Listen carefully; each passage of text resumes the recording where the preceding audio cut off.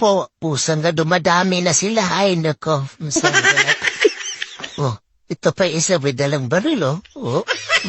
Sabi, tanggol, magtango ka sa nanggalihan mo. Hayop ka. Dito ka lang pa. Patay, tanggol. Sangbala ka lang. Ha? Di ka matas batang Quiapo, ha? Ano ka ngayon, ha? Huwag mo kong inaano. Ay, ano ba ito? Dumadami na sila, Diyos ko, Lord. Oo, isang pa ito isa, hayop.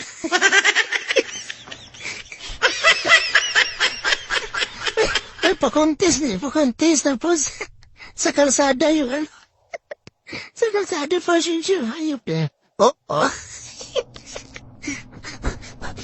Pag wala ka talagang pera, o, ito yung gagawin. Dapat na din tayo na pag wala akong pera, gagayahin ko to. Hayop na. Hindi pa nga natama, ha? Walang pinapatos. Oo, pati peresik ka. Oh, may sarabis. Ay, Diyos ko, Lord.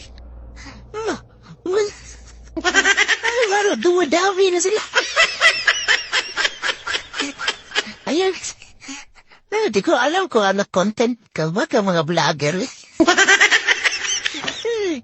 Pag nagbablog ka pala, ganito na yung okay.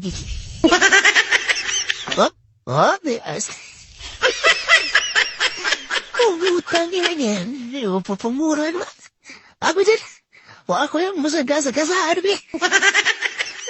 Ay, naku. Ay, mataluya, oh. Aba, ito matindi.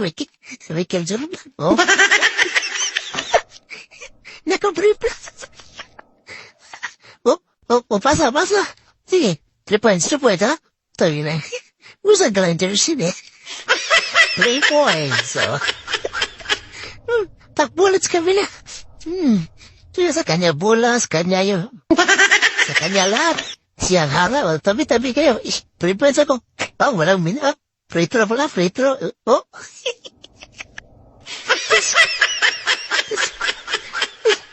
Tigilan natin ito magiging content creator. Makakabaliw pala ito. Pusang ka lang. Tignan yung hayop na. Ay, naku. Dumadami na talaga sila. Pusang ka lang. Ito pa isa.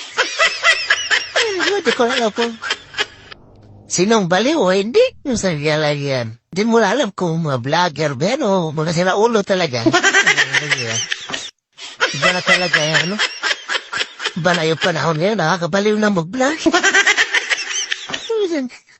Minsan ka lang yan. Ay, oh. Ang sakit sa pag, oh. Ito pa yung isa, oh.